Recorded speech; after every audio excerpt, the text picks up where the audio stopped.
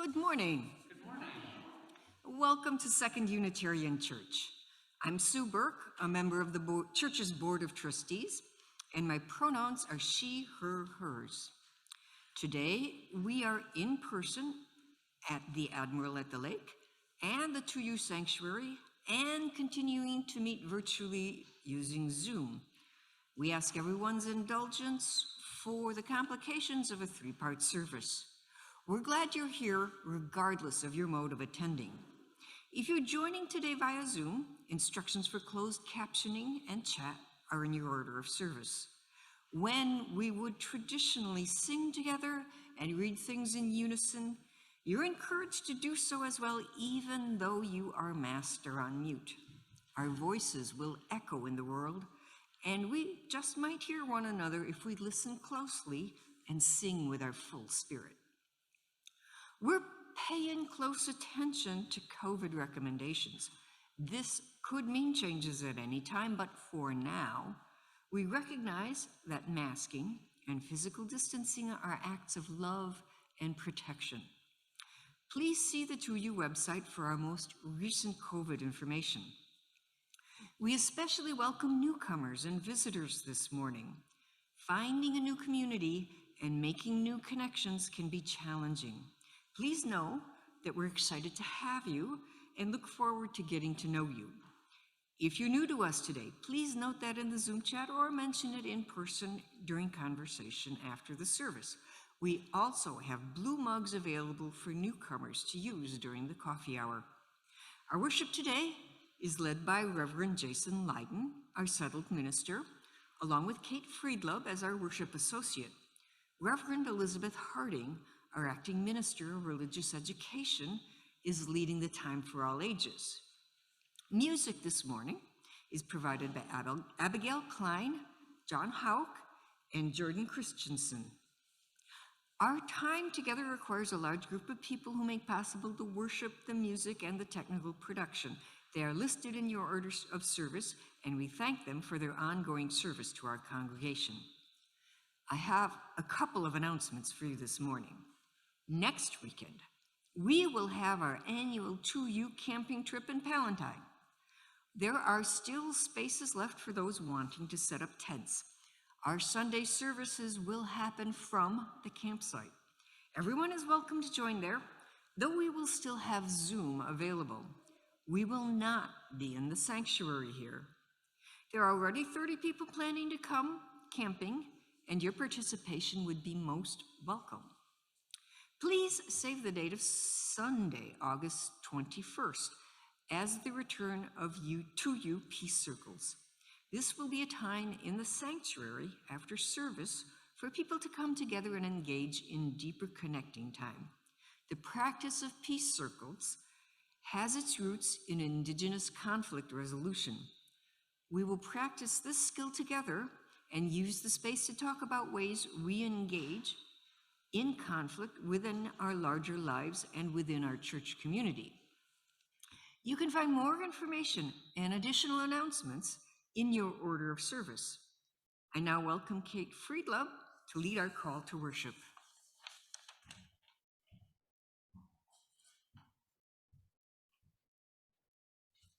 Good morning.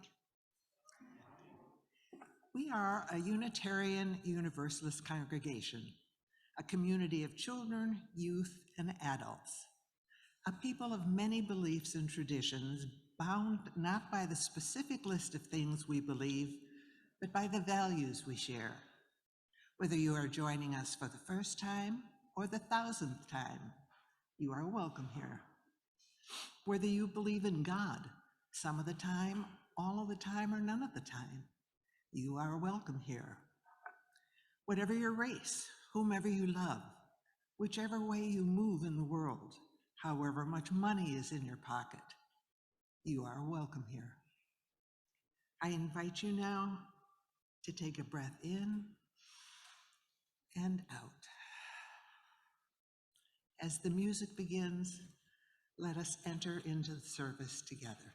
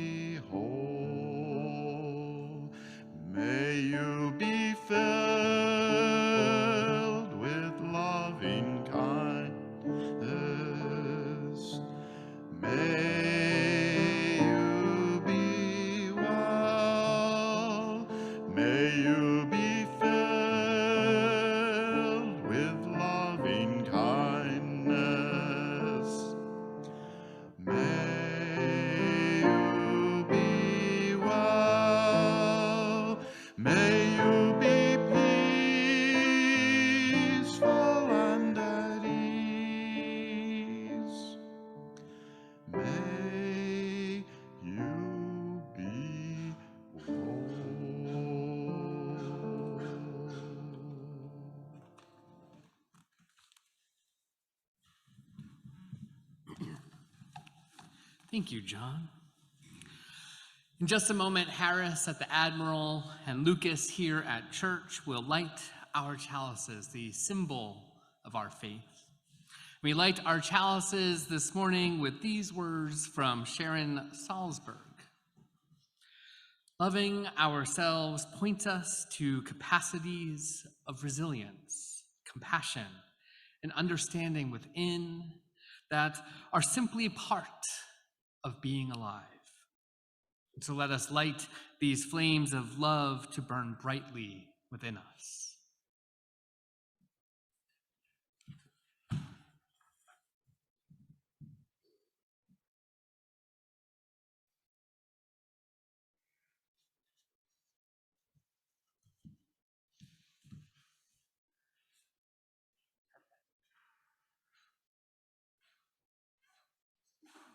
There you go.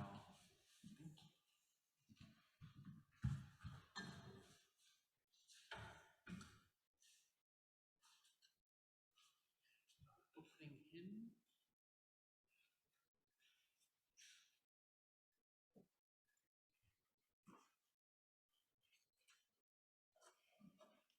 Please rise as you are in body or spirit and join me in singing number 16, "'Tis a Gift to Be Simple." It is included in your order of service.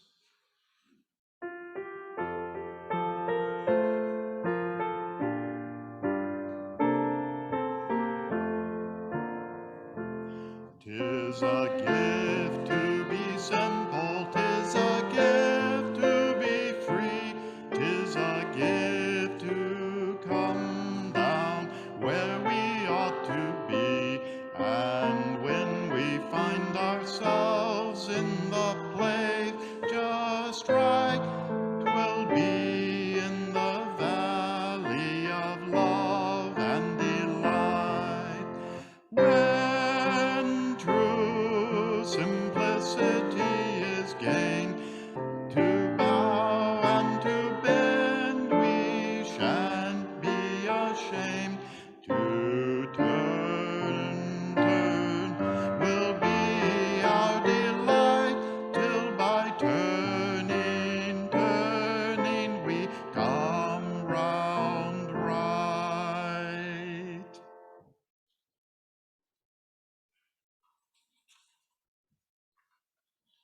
Please remain standing and join me in reading our covenant. The words are on your screen. Yes. We covenant to build a community that challenges us to grow and empowers us to honor the truth within ourselves. We will be generous with our gifts and honest in our communication, holding faithful to a love that embraces both diversity and conflict.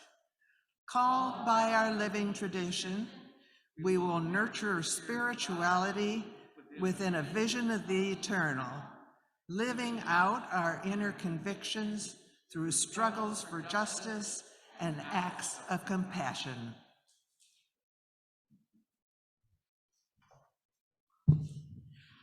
Please joining me in singing our congregational hymn, Spirit of Life.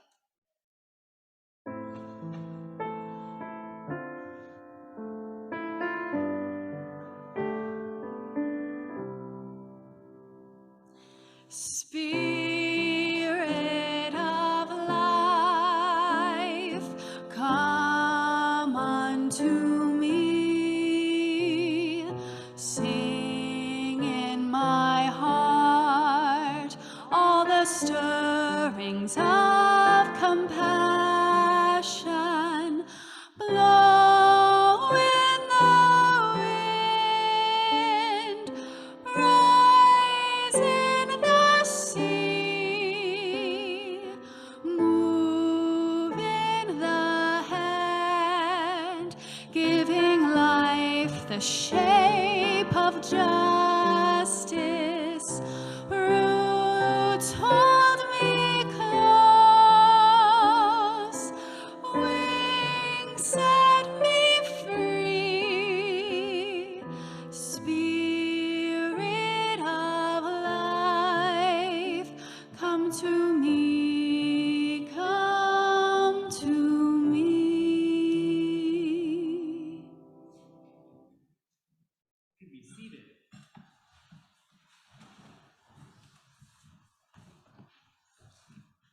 Good morning, friends. Our story this morning is called The Good Egg. Oh, hello. I was just rescuing this cat. Know why? Because I am a good egg, a very good egg. It's true. I do all kinds of good things like I'll carry your groceries, I'll water your plants, I'll change your tires, I'll paint your house. If you need any help whatsoever, I'm your egg.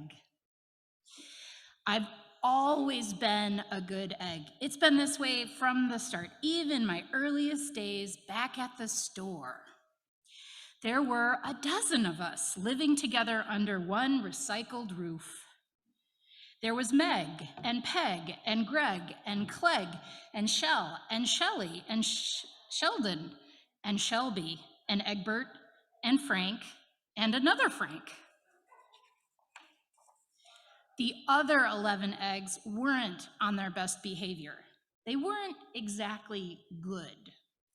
They ignored their bedtime. They only ate sugary cereal. They threw tantrums. They cried for no reason. They broke their stuff on purpose. Meanwhile, I tried to take charge. I tried to fix their bad behavior. I tried to keep the peace because I was a good egg, a very good egg. Nobody seemed to care, though. Every night I was exhausted. My head felt scrambled. Then one fateful morning, I noticed some cracks in my shell. They were everywhere. Yikes. My doctor said it was from all the pressure I was putting on myself, the pressure of making sure everybody was as good as me. I was cracking up, literally. Something had to change. I'd had enough. I told Meg and Peg and Greg and Clegg and Shell and Shelley and Sheldon and Shelby and Egbert and Frank and other Frank that I was leaving. I can't be the only good egg in a bad carton, I said. Blah, blah, blah, they replied. I left that night. I wandered from town to town. The hours became days, the days became weeks. I lost track of time. I was alone. Out there on the road, under the stars, I really tried to focus on myself and what I needed. I took walks. I read books, I floated in the river, I wrote in my journal. I found simple moments to be quiet. I breathed in and I breathed out. I even started painting. For once, I found time for me. And guess what?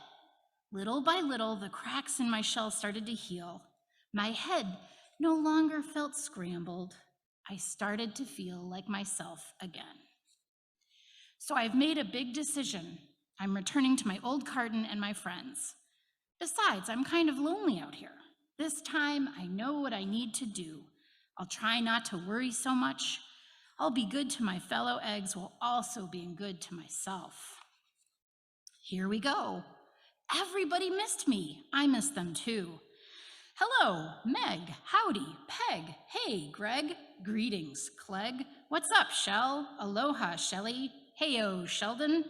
Hi, Shelby. Good day, Egbert. What's happening, Frank? Howdy do, other Frank. Sure, every once in a while, somebody's still a little bit bad, but it's not like it was before. Here's what I realized. The other eggs aren't perfect, and I don't have to be either.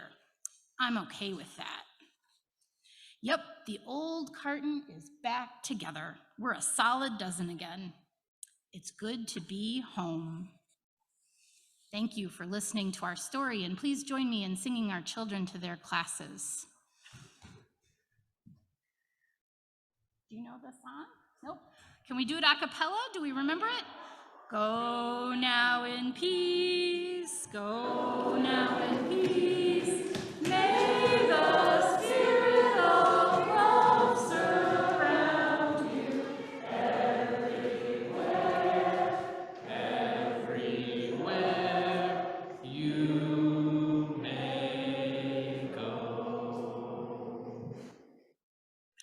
Each year, we all make a commitment, a pledge to support the ministry of this, our church. In addition to this contribution, each Sunday we take a collection so that we can share it with those who are doing justice work well beyond the walls of our church. Even though we're not all able to come together in person, you will see a phone number on your screen and you can follow all the text prompts to give this morning. For the month of July, we've been sharing our plate with the Lighthouse Foundation. And I'm not actually sure, is Reverend Jamie joining us on Zoom? Yes, wonderful. So we will have some words this morning from Pastor Jamie.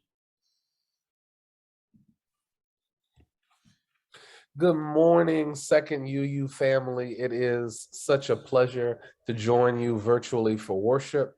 I enjoyed earlier a few weeks ago when I was able to join you in person. I want to thank you for your generosity every Sunday sowing into the life of Lighthouse Foundation. We are a Black, queer-led, multiracial social justice organization that advances justice for Black LGBTQ+ people through education, entertainment, and empowerment. And it's that entertainment part that you all are helping to support. Voices of Light is our Black queer music collective. It's made up of Black queer musicians and gig workers. During the pandemic, we organized something called Black Queer Pride, which was a virtual 3-day celebration that we did not 1, not 2, not 3, but 4 times. And it became a way for us to put $18,000 into the hands of gig workers. Black Queer Pride was an opportunity for us to form Voices of Light and also for us to feature other Black queer musicians and comedians, storytellers, and homeowners who were able to share best practices for home ownership with the community during Black Queer Pride. So I want to thank you for your support of Voices of Light and Black queer artistry, and I look forward to the day that Voices of Light is able to join Second UU for worship in person in song. Thank you so much.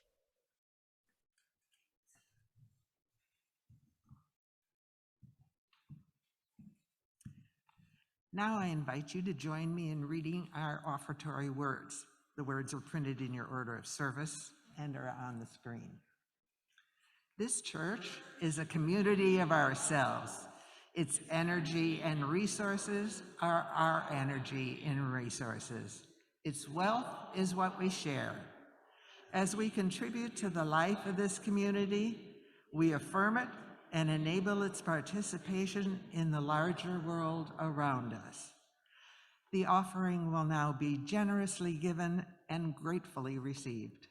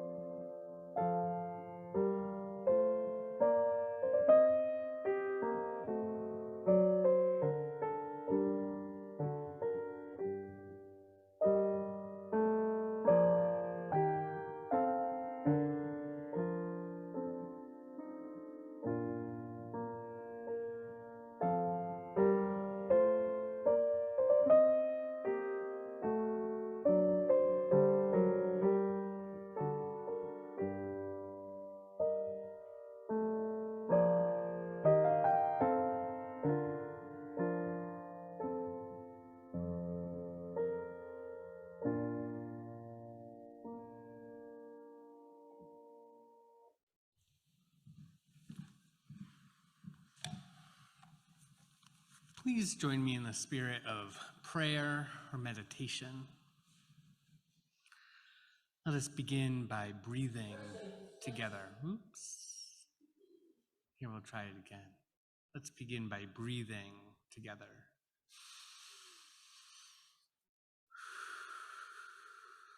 Try relaxing the muscles in your shoulders, muscles in your neck. Unclench your jaw and breathe into this space.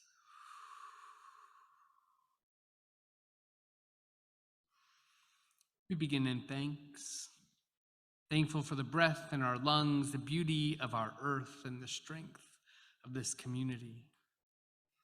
We hold in our hearts those who care for family in ill health, those who live with grief or chronic pain, those living with addiction or illness, seen and unseen. We are with you. For parents and teachers and all those whose primary spiritual practice is the care of children, we are with you. We pray for our neighbors in prison, for those who are struggling to stay afloat in the midst of poverty. We are with you. We pray for all those living in harm's way. Pray for our planet and commit to work that will lead us away from the harms of climate chaos. As war rages around this world, as we watch these January 6th hearings, we pray that wisdom, compassion, and empathy guide the leaders of our world. May they and we be instruments of a just and lasting peace. Our lives are truly blessed by those who knowingly, with curiosity and courage, face their final days. Into our shared silence across space, I invite you now to speak the name of anyone you wish to lift up into the loving support of our community.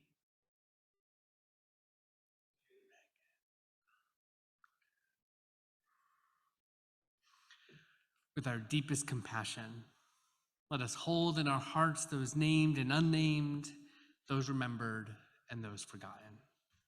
Let it be so. Amen and blessed be. During our ritual of candle lighting for joys and concerns, we want to continue to maintain our safety with each other. So in the 2U sanctuary, you will be invited in just a moment to come forward and light a candle. As you end your time of contemplation and candle lighting, we invite you to use the hand sanitizer that's available. And for those of us who are at the Admiral, I invite you to come forward and take a pebble from one bowl, hold it tightly, putting your energy into the stone, and then knowing your joys and sorrows to be shared by this community, let it go lightly into the other bowl. For our friends on Zoom, join us by sharing your joys and concerns in our chat window. And to honor you, I will light 2 candles here, one representing those unspoken joys and another for all of our unspoken sorrows.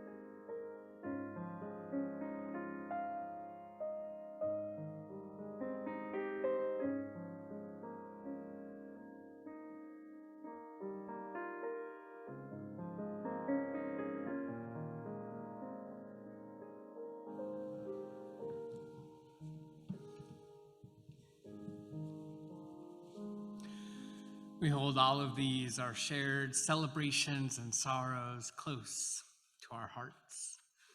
Kate, would you share our first reading, please?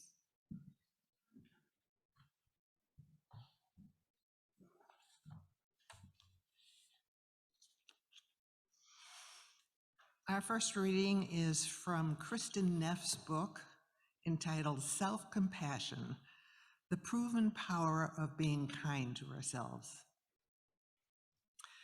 Western culture places great emphasis on being kind to our friends, family, and neighbors who are struggling. Not so when it comes to ourselves. When we make a mistake or fail in some way, we're more likely to hit ourselves over the head with a club than put a supportive arm around our own shoulder. Most likely, even the thought of comforting ourselves in this way seems absurd. And even when our problems stem from forces beyond our control, self-kindness is not a culturally valued response. Somewhere along the line, we got the message that strong individuals should be stoic and silent toward their own suffering, like Don Wayne in a Western. Unfortunately, these attitudes rob us of one of our most powerful coping mechanisms when dealing with the difficulties of life. Self-kindness, by definition, means that we stop the constant self-judgment and disparaging internal commentary that most of us have come to see as normal. It requires us to understand our foibles and failures instead of condemning them.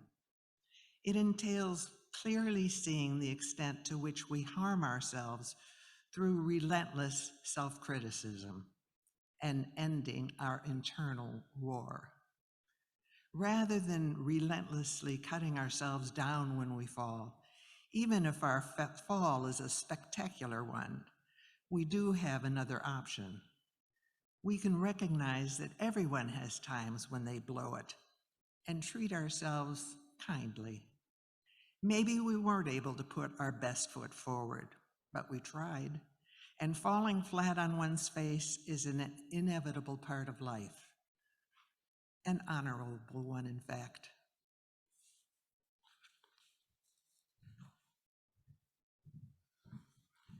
Thanks, Kate. Our second reading is also by Kristen Neff, though this time we'll listen to her share her words with us.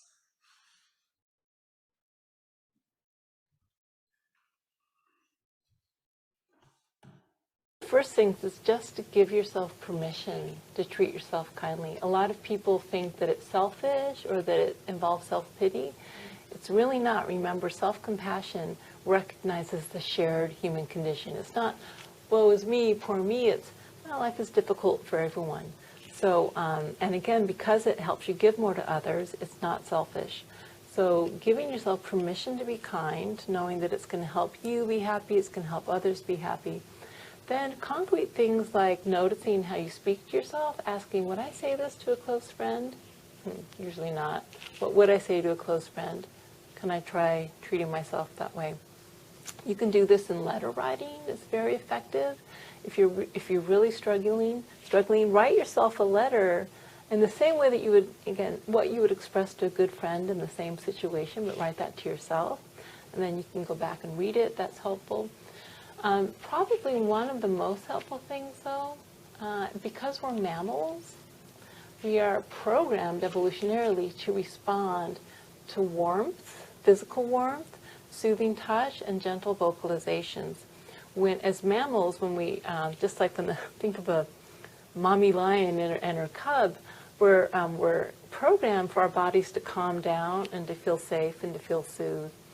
So one of the most effective ways to give yourself compassion is through some physical gesture, because you're actually tapping into that mammalian caregiving system at a physiological level. So finding some touch that feels comfortable. A really common one might be to put both hands over your heart, or maybe on your belly, or cradle your cheeks, or do something like this. Some people just holding their hand. That can let your body know that you care. And then sometimes it's easier for your mind to follow after your body has calmed down a little.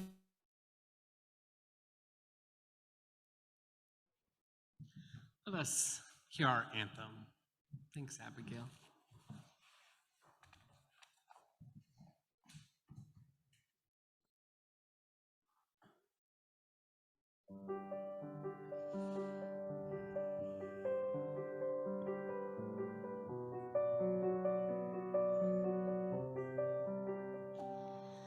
The storm is coming, but I don't mind. People are dying. I close my blinds. All that I know is I'm breathing now.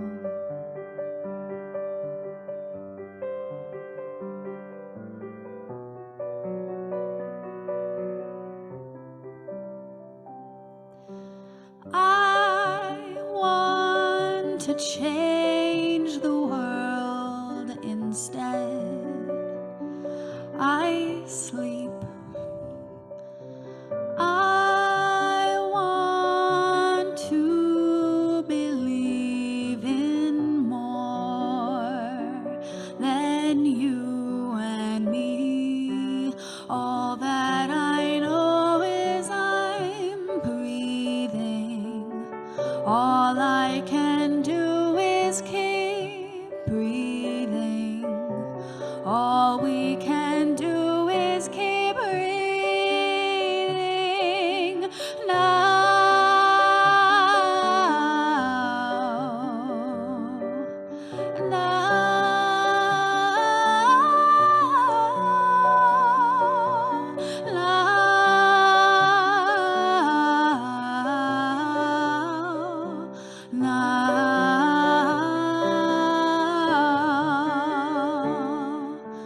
All that I know is I'm breathing.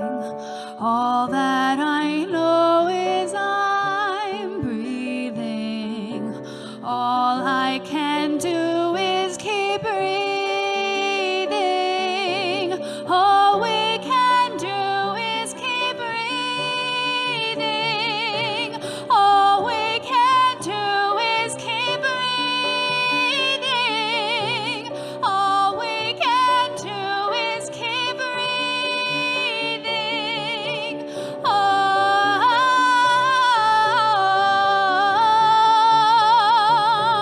All we can do is keep breathing. All we can do is keep breathing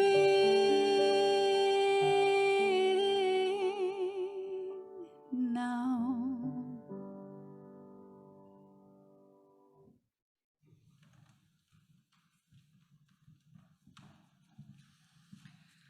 Such a gift to hear you.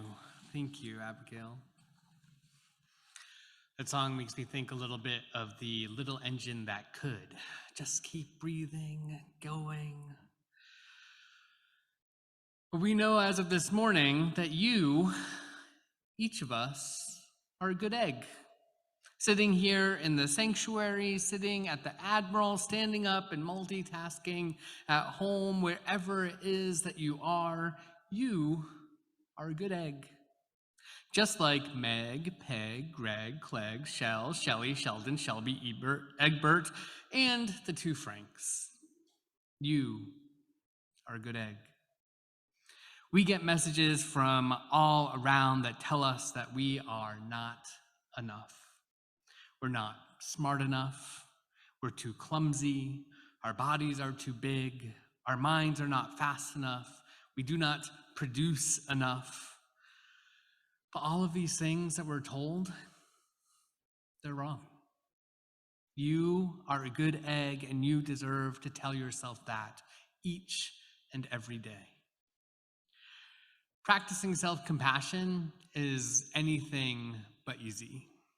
We can be told that we are being self-indulgent, as we heard, or we're not focused enough on changing who we are to fit into a mold set by other people.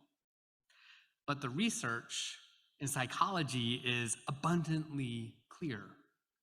Those who practice self-compassion have a stronger sense of self, have a greater ability to navigate through their days, and end up accomplishing more of the goals that they set for themselves. As Unitarian Universalists, this wisdom should work well with our theology and with the values we proclaim. I like to remind us time and time again that punishment is not salvific, that the threat of hell is not transformative for the soul. I often talk about this when reflecting on the need for spiritual resources to abolish the prison-industrial complex. Punishment does not lead to healing or accountability when harm has been done. And so we must connect to our Universalist heritage and resist the culture of punishment we are so steeped in. This does not only apply to how we treat other people. This does not only apply to big systems of punishment. This applies just as much to how we treat our simple, lovely, wonderful selves. You do not deserve to be punished. You deserve compassion and care. Even when you make mistakes, even when you fall short, even when you relapse or fall down, you deserve to offer yourself compassion because you are sacred just by being you. An alternative to punishing ourselves, an alternative to getting stuck in a shame spiral, is to practice self-compassion. And so you might be wondering what counts as self-compassion. If it's not self-indulgence, what is it? You've heard some already from Kristin Neff this morning. Her book, entitled Self-Compassion, offers kind of a roadmap for those of us who might be new to this practice. Some of her ideas might seem familiar to you, particularly if you're connected to a Buddhist practice, because much of what she has to offer comes from researching and practicing Buddhism. The Dalai Lama, for instance, reminds us that love and compassion are necessities, not luxuries. Without them, humanity cannot survive, he says. Kristin Neff offers 3 components that make up self-compassion: practicing self-kindness, recognizing our common humanity, and engaging in mindfulness practice. Starting with this first part, practicing self-kindness, I think we need to go to the church of Lizzo. You may not be super familiar with Lizzo, but she is an incredible pop artist who embodies the practice of self-love that we can all learn from. I know for myself, during this challenging last year, I've really enjoyed listening to Lizzo's song, Good as Hell. Obviously, I can't do the hair tossing part, but it doesn't stop me from trying. I can, though, check my nails, dust my shoulders off, and feel the goodness of my life. In one verse, she implores us to come now, dry your eyes. You know you are a star, you can touch the sky. I know that it's hard, but you have to try. Lizzo is teaching an entire generation of people that we cannot judge ourselves based on the expectations put upon us. Instead, we need to embrace the beauty of who we are. As a Black woman of size who is celebrating her queerness lately, this is a powerful call to self-compassion. In an interview with CBS, she said this: "I don't think loving yourself is a choice. I think that it's a decision that has to be made for survival. It was in my case," she says. Loving myself was a result of answering 2 things. Do you want to live? Because this is who you're going to be for the rest of your life. Or are you going to have a life of emptiness, self-hatred, and self-loathing? And I chose to live, so I had to accept myself. Loving oneself is a necessary part of self-kindness. It's not always easy to do, and our principles, though, remind us that we all have inherent worth and dignity.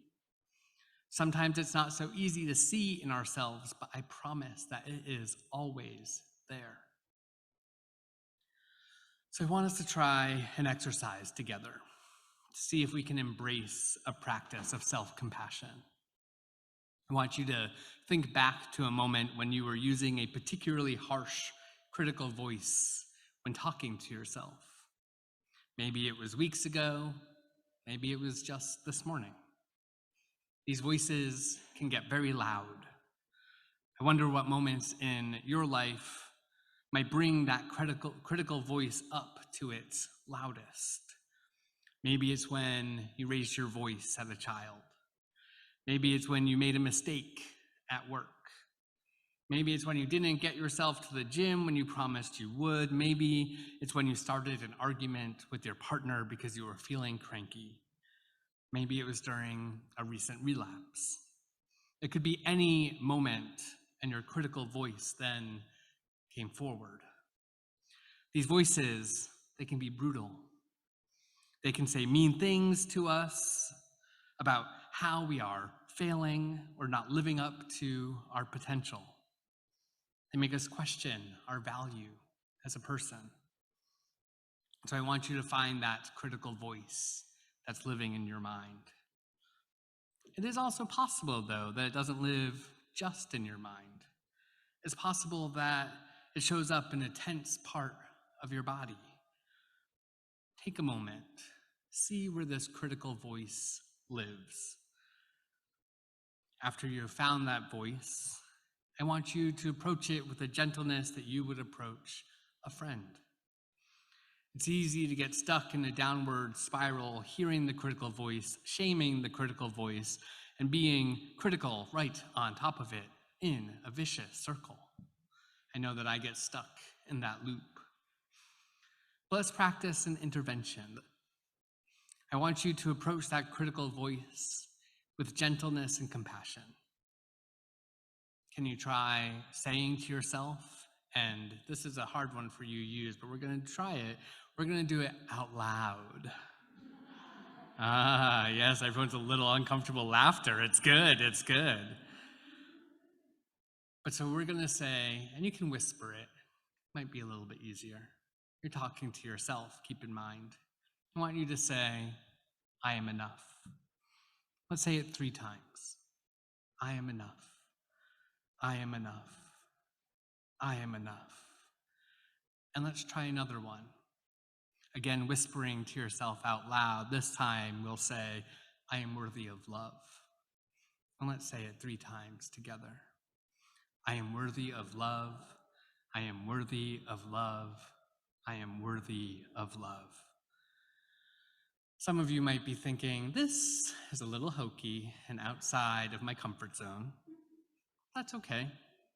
Practicing self-compassion is probably a little out of your comfort zone. It is not an easy thing to do. It's not something we're taught is valuable. But I am certain that you, like me, say unkind and unhelpful things to yourself. And it's important to practice saying these other messages.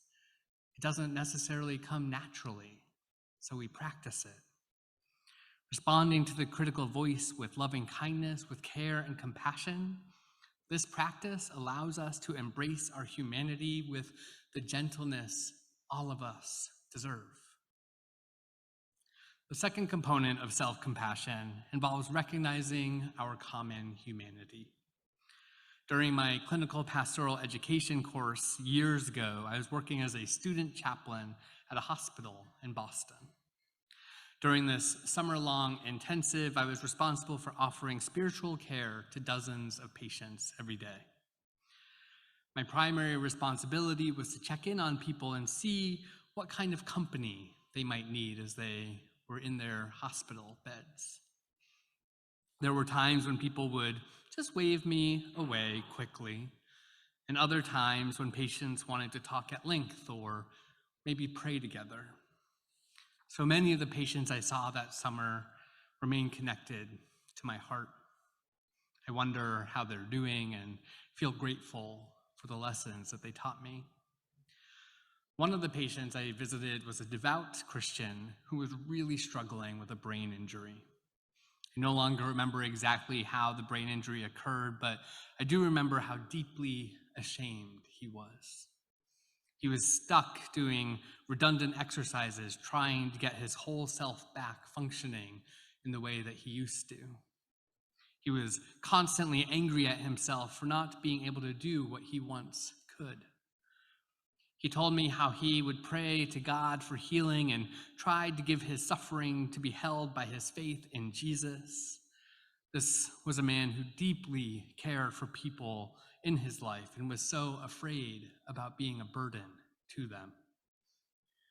During one of my visits with him, we were talking about Bible verses he loved. One that he was most regularly attached to was when Jesus calls us to love our neighbors as ourselves. We discussed how if you are unable to love yourself, then the practice of loving your neighbor might also be a bit of a challenge. And yet it was so much easier at times to have care for others, he noted, than to have patience for himself. We agreed, though, that loving oneself would make it easier to love one's neighbor for the long term. If we could extend grace to ourselves, then the grace we extend to others may be more authentic and easier to sustain.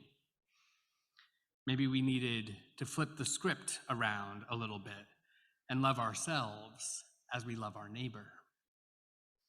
Biblical text has been interpreted and reinterpreted so many times that a little change to make it a little bit easier to understand wouldn't be so bad. The third and final part of self-compassion Karen Neff offers is the practice of mindfulness. This is something I try to get us to do even for a few seconds every Sunday. We always begin our prayer and meditation time by breathing together, relaxing muscles in our body, and being present to the space that we are in. Being mindful can feel at times impossible. Quieting the voices in our minds can be challenging. The other day, my sister sent me a link to a song by the band Arcade Fire. Just like Lizzo, this band offers some words that invite us into a practice of self-compassion, as so much music does. Look out, kid. Trust your mind, but you can't trust it every time. You know it plays tricks on you, and it don't give a damn if you're happy or you're sad. But if you've lost it, don't feel bad, because it's all right to be sad. Self-compassion does not mean we are always going to be happy or feel great. Mindfulness does not mean we are always going to experience joy in each moment. Sometimes the mindfulness is an invitation to feel present to the sadness, the hurt, the brokenness. The call of self-compassion is to just not get stuck there too long. It's a reminder that we are going to move through the pain and find ourselves on the other side. Maybe not right now, often not fast enough, but in time. Or as Megan Devine offers in her book, It's Okay That You're Not Okay, the answer to the pain is in the pain. Whereas E.E. Cummings wrote, healing of the wound is to be sought in the blood of the wound itself. It seems too intangible to be of use, but by allowing your pain to exist, you change it somehow. This is what mindfulness calls us to do. As you attend to the tension in your muscles, as you quiet the critical voice in your mind, this is the act of self-compassion. Just as hope is, self-compassion is a discipline that takes our attention. We will not be perfect at it, and we cannot expect perfection from ourselves. So how might you embrace self-compassion in your life? Can you take even a few moments each week to remind yourself that you are sacred in the fullness of who you are? Can you take the practice of breathing and relaxing your muscles from Sunday morning and apply it to your Wednesday afternoon? Maybe you want to try embracing your own body, caressing your own skin and reminding yourself you are beautiful, you are enough, you are deserving of love. Our bodies need gentleness, and as much as it can be beautiful to receive that from others, we are also called to offer it to ourselves. I invite you to try on some self-compassion this week. See what it might offer you. You're not in this life alone. Lean on others, reach out for encouragement, and then turn inwards with the love you would extend to another and shower yourself with it. You deserve it because you're a good egg. Let it be so, and amen.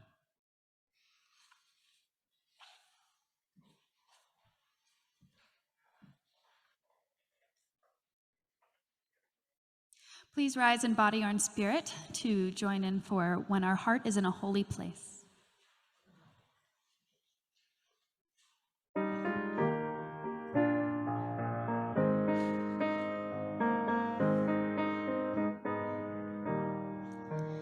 When our heart is in a holy place, when our heart is in a holy place, we are blessed with love and amazing grace. When our heart is in a holy place, when we trust the wisdom in each of us, every color, every creed and kind, and we see our faces in each other's eyes, then our heart is in a holy place. When our heart is in a holy place, when our heart is in a holy place, we are blessed with love and amazing grace. When our heart is in a holy place, when we tell our story from deep inside, and we listen with a loving mind, and we hear our voices in each other's words, then our heart is in a holy place. When our heart is in a holy place, when our heart is in a holy place, we are blessed with love and amazing grace. When our heart is in a holy place, when we share the silence of sacred space, and the good of our heart stirs within, and we feel the power of each other's faith, then our heart is in a holy place. When our heart is in a holy place, when our heart is in a holy place, we are blessed with love and amazing grace. When our heart is in a holy place, when our heart is in a holy place. I invite you to rest your hands upon your heart or clasp hands with those you're sharing your life with in this moment. And hear these words of benediction from Pema Chodron. When you begin to touch your heart, or let your heart be touched, you begin to discover that it's bottomless, that it doesn't have any resolution, that this heart is huge, vast, and limitless.